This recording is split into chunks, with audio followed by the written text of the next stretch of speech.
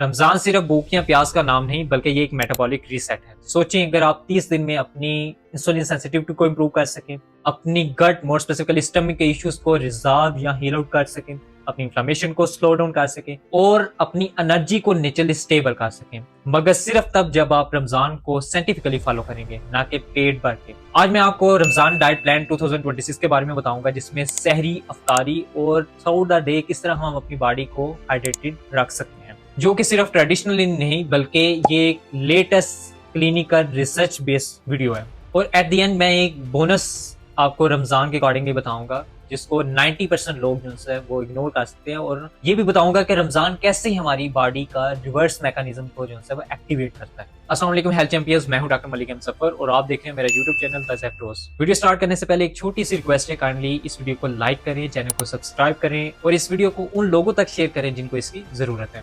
So number 1 पे अगर बात करें तो सहरी जो कि एक बॉडी का फ्यूल है, ना कि फुलनेस। मींस के सहरी का असल पर्पस पेट भरना नहीं बल्कि ब्लड शुगर को 12 से 14 घंटे स्टेबल रखना है। हार्वर्ड यूनिवर्सिटी की लेटेस्ट न्यूट्रिशन रिसर्च ये बताती है कि अगर आप लो ग्लाइसीमिक कार्ब्स जिसके अंदर लेग्यूम्स डालें, होल ग्रेन्स जिसमें ओट्स या फिर ब्राउन राइस आ जाते हैं, इसके अलावा मोस्टली वेजिटेबल्स और फ्रूट्स जिसमें मोर स्पेसिफिकली एप्पल्स, बेरीज और या फिर पीज वगैरह, नाशपाती वगैरह आ जाते हैं। अगर आप इन लो ग्लाइसीमिक कार्ब्स के साथ प्रोटीन का इंटेक लेते हैं, एक साथ लेते हैं, तो उसकी वजह से क्या होता है कि आपका जो इंसुलिन है वो धीरे धीरे रिलीज होता है, स्पाइक फॉर्म में नहीं जाता। उसके अलावा भूख के हार्मोन जिसमें गैरलीन है जो कि एक हंगर हार्मोन है, तो ये इसको लेट एक्टिवेट करता है या फिर समहाउ सप्रेस करता है, जिसकी वजह से जो भूख का एहसास है वो कम हो जाता है। इसलिए प्रोटीन प्लस जो फाइबर वाली सहरी है वो 12 से 14 घंटे तक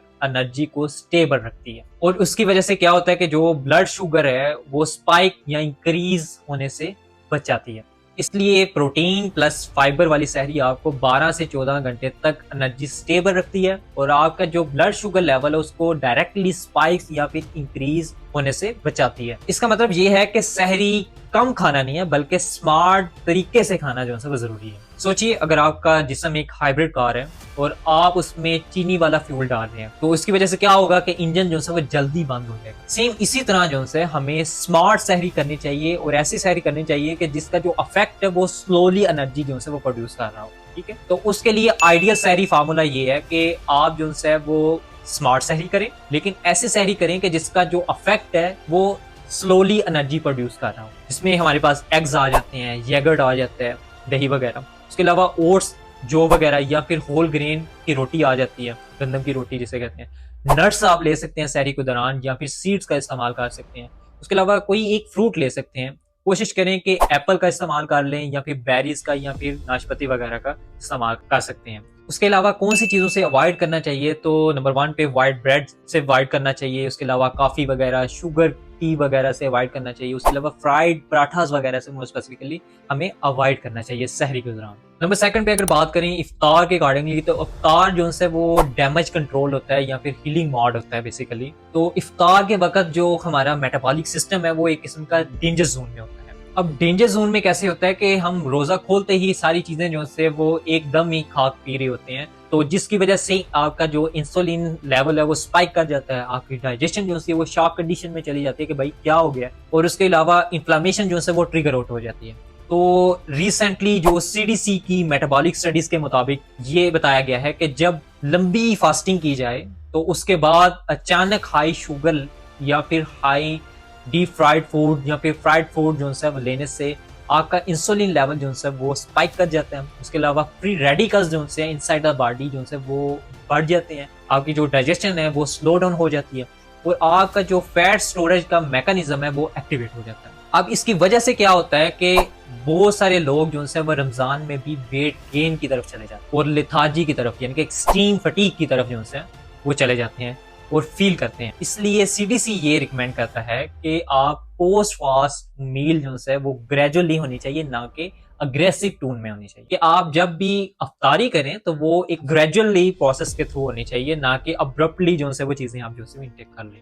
इसके अलावा स्मार्ट इफ्तार सीक्वेंस मैं आपसे शेयर कर देता हूँ जो कि गोल्डन रूल के अकॉर्डिंगली है। तो आप अफ्तारी के दौरान 1 या 2 खजूर से रोजा अपना इफ्तार करें, प्लस पानी लें, 1 गिलास पानी लें और हाफ गिलास जो है वो आप सिप फॉर्म में लें, ठीक है। इससे क्या होगा कि आपके बॉडी के अंदर एक सिग्नल प्रोड्यूस होंगे कि बॉडी जो है वो शॉक फॉर्म में लें। देन आप जो है 5 से 10 मिनट का ब्रेक लें। उसके अलावा नमाज पढ़ें, थोड़ी बहुत वॉक करें। देन जो है वो आप आके नमाज पढ़ने के बाद जो है वो आप प्रोटीन का इंटेक लें, जिसमें आप सूप ले सकते हैं विद चिकन। उसके अलावा ग्रिल्ड आइटम्स जो है वो ले सकते हैं। देन जो है आप कार्ब्स का इंटेक लें, जिसमें राइस होगी, रोटी होगी, वो भी एक कंट्रोल पोर्शन है।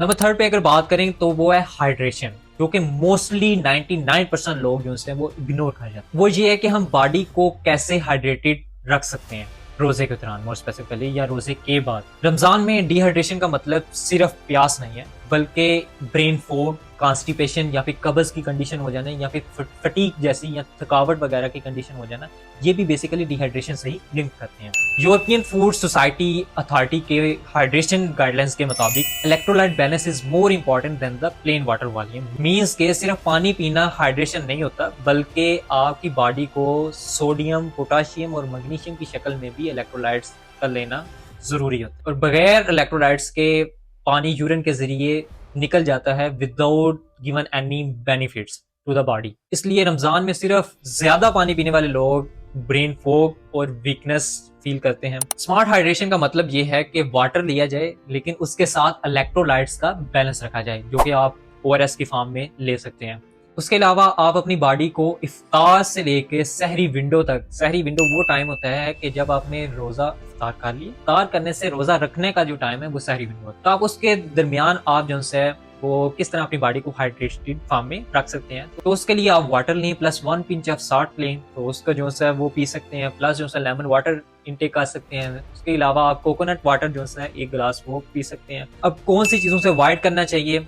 आपको अवॉइड करना चाहिए कोल्ड सोडा से, उसके अलावा पैक्ड जूसेस से आपको अवॉइड करना चाहिए। मींस ये कि एक साथ 1 लीटर पानी जो पीना है वो एक किस्म का यूजलेस है। आप हमेशा सिप फॉर्म में जो है वो इंटेक करें ड्यूरिंग तरावी या फिर ओवरऑल इबादत के अकॉर्डिंगली। लास्ट पे अगर बात करें कि रमजान किस तरह हमारे हार्मोनल सिस्टम को रीसेट करता है थ्रू द बॉडी, तो रमजान जब साइंटिफिकली आप फॉलो करेंगे तो इनसाइड द बॉडी आप में 3 पावरफुल सिस्टम जो है वो एक्टिवेट होंगे। इसमें नंबर 1 पे ऑटोफेजी का प्रोसेस जो है वो एक्टिवेट होगा, जिससे बॉडी में पुराने या फिर डैमेज सेल्स जो है वो क्लीन कर देती है, क्लीन हो जाते हैं। नंबर 2 पे जो इंसुलिन की सेंसिटिविटी है वो इन्हांस हो जाती है। सेल्स जो हैं वो इंसुलिन को बेटर समझना शुरू कर देते हैं, जिसकी वजह से डायबिटीज और बेली फैट का रिस्क जो है वो कम हो जाता है। नंबर 3 पे गट के जो माइक्रोबायोम है, जो डाइजेशन में हेल्प आउट करते हैं, वो रीसेट हो जाते हैं, जिसकी वजह से हेल्थी बैक्टीरिया जो है वो बढ़ते हैं। उसकी वजह से क्या होता है जी, डाइजेशन इंप्रूव होती है, आपका इम्यून सिस्टम जो है वो इन्हांस होता है। उसके अलावा मूड जो है वो इंप्रूव होता है। लेकिन अगर आप सहरी में शुगर का इंटेक ज्यादा लेंगे, मीठी चीजें का ज्यादा इस्तेमाल करेंगे, इफ्तार जो है वो अनकंट्रोल फॉर्म में करेंगे और हाइड्रेशन को फुली इग्नोर कर देंगे, तो उसकी वजह से क्या होगा कि आपका जो हीलिंग मोड है वो ऑन ही नहीं होगा, बल्कि वो ऑफ हो जाएगा। सो वीडियो के एंड पे लास्ट पे मैं सिर्फ यही कहूंगा कि रमजान सिर्फ रोजा रखना नहीं है, बल्कि रमजान है जिस्म को समझने का वक्त। अगर आप अपनी प्लेट को कंट्रोल कर लें तो आप अपनी एनर्जी को फोकस और हेल्थ को कंट्रोल कर सकते हैं। इसलिए रमजान में रोजे रखने और इबादत के साथ साथ अपनी हेल्थ को भी कंट्रोल और फोकस रखें। अगर आप चाहते हैं कि next video Ramzan weight loss के ऊपर हो, या फिर डायबिटीज फ्रेंडली रमजान के अकॉर्डिंगली हो, या फिर जिम प्लस रमजान न्यूट्रिशन के अकॉर्डिंगली हो, तो काइंडली इस वीडियो को लाइक करें, शेयर करें, सब्सक्राइब करें द ज़ेफ दोस्त को, और कमेंट्स में अपनी राय मस्त पेश करिएगा। Thank you so much.